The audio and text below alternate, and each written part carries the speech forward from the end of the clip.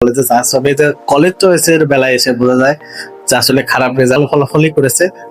এখানে 1% সাকসেসিটির পিছনে আমরা সবাই করি, আমরা দেখি না যে কোথায় আমার পড়াটার গ্যাপ আছে। আমরা শুধু মনে করি যে অর্ধবার্ষিকটা পার হলে মনে হয় আমি বেঁচে গেলাম। আসলে এভাবে পড়াশোনা হয় না। তোমার পড়াশোনাটা এমন বেসিসে করতে হবে, এখানে প্রতিটা পরীক্ষায়, স্কুল পরীক্ষায় তোমার 1200+ মার্ক করতে হবে।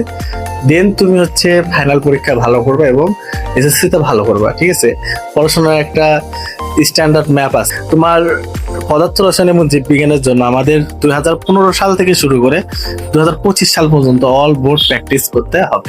পাশাপাশি এই বইটা, এটা কি গাণিতিক পদার্থ রসায়ন, যারা 1200+ মার্ক পায় এবং শহরের শিক্ষার্থীরা সবাই এটা পড়ে।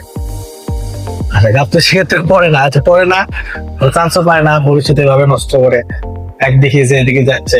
এখানে পড়ে কিভাবে আমাদের গ্রাম শুধু গাপ্তরি না, অল উপজেলায় যে শিক্ষার্থীরা কোথায় পড়ে, হ্যাঁ এখানে আমার তাহলে পড়তে হবে।